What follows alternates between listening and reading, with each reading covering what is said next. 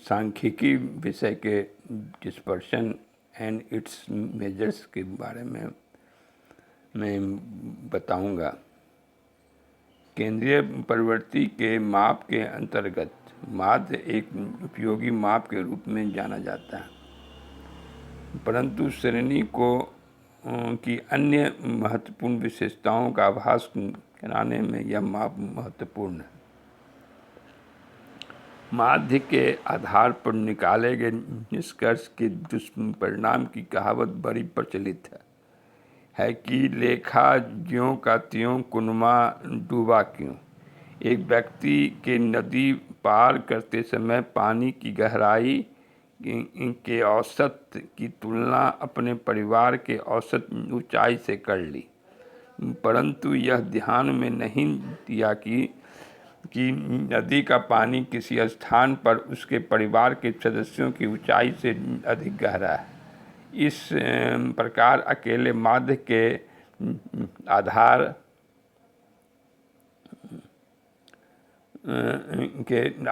पर पदमाला को की सही जानकारी कर लेना पर्याप्त नहीं है। इसे एक उदाहरण से समझेंगे। माध्यों में अंतर बिल्कुल बनावट में समानता। श्रेणी ये 3, 4, 5, 6, 7, श्रेणी बी 8, 9, 10, 11, 12। इन दोनों श्रेणियों में देख रहे हैं कि समानांतर माध्य 5 और 10 है। इस प्रकार दोनों श्रेणियों के माध्य में काफ़ी अंतर है, किंतु बनावट में काफ़ी समानता है। श्रेणी ए ये 3 जो -2 से डिवाइड किया है, 4 -1 से डिवाइड किया है, 5 में कुछ नहीं है, डिविएशन 0 है, और 6 में +1 से डिवाइड किया है, और 7 में +2 से डिवाइड किया है।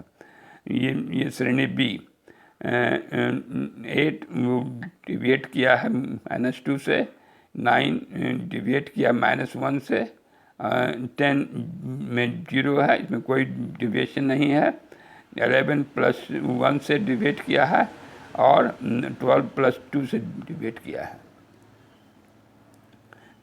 इस प्रकार हम लोग को देखना है कि केंद्रीय प्रवृत्ति के माप के रूप में माध्य अत्यंत उपयोगी माप हैं, लेकिन इसके साथ साथ विचलन पर ध्यान देने की अत्यंत आवश्यकता है। मेथड ऑफ मेजरिंग डिस्पर्शन, ये इसके विचलन को मापने का क्या तरीका है, अब इस पर हम लोग बात करेंगे।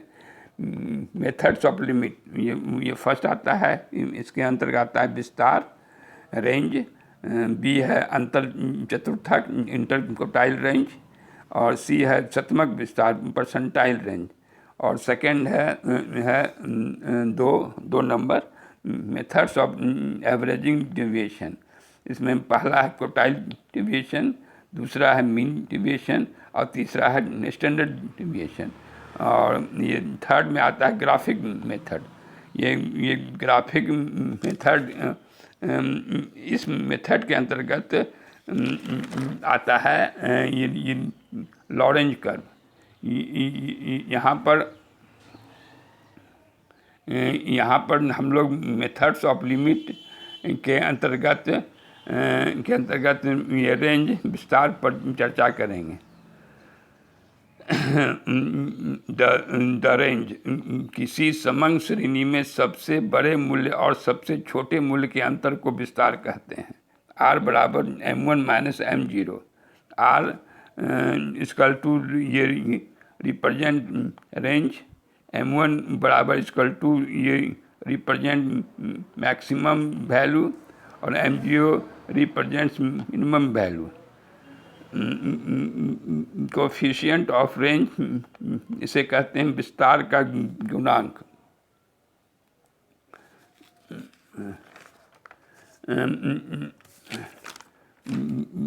कोफिशिएंट ऑफ रेंज का ये फार्मूला है M1 - M0 bye M1 plus M0।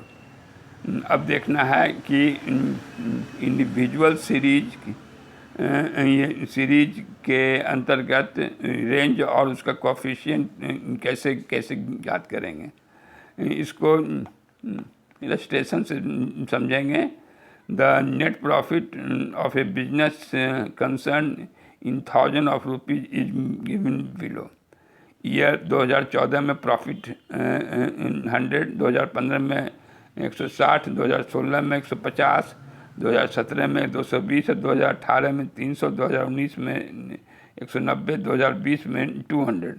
Find out range and its coefficient. M1 बराबर 300, M0 बराबर 100, range equal to M1 minus M0 equal to ये 300 माइनस 100 इक्वल टू 200।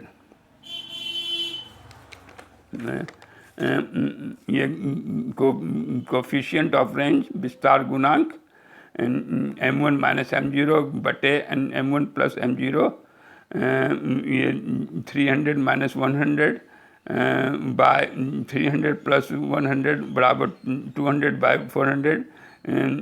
इसका ये कोफिशिएंट निकला ये 50%। अब देखना है डिस्क्रीट सीरीज के अंतर्गत कैसे हम लोग विस्तार निकालेंगे। ये साइज है 3, 5, 7, 9, 11, 13। इसका फ्रीक्वेंसी है 11, 15, 13, 13, 14, 12।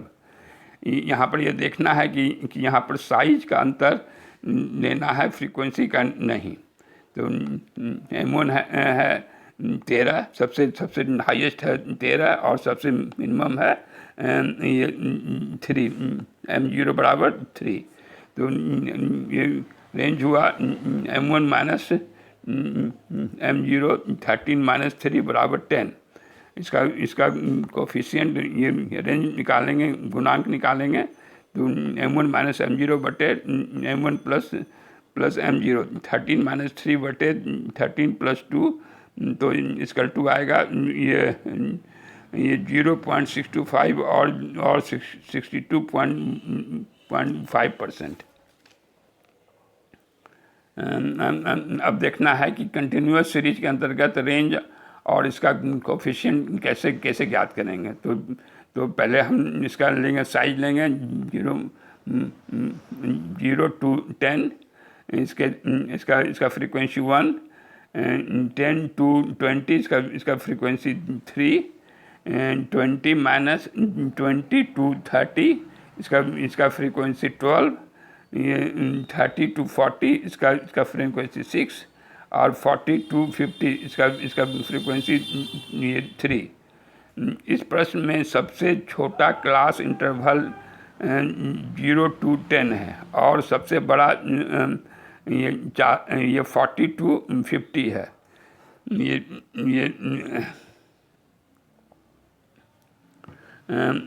ये 50 है। तो अब 50 सबसे छोटा वर्ग की न्यूनतम सीमा 0 है और सबसे बड़ा वर्ग की ऊपरी सीमा 50 है। तो M1 बराबर M1 इक्वल टू 50 और M0 इक्वल टू 0। तो इसका रेंज हुआ मैंने विस्तार equal to M1 minus M0 बराबर ये 50 minus 0 equal to 50। Coefficient of range गुणांक इसका होगा equal to M1 minus M0 बटे M1 plus M0, 50 minus 0, 50 plus 0 equal to 50 by 50, 1, it means 100%। ये धन्यवाद।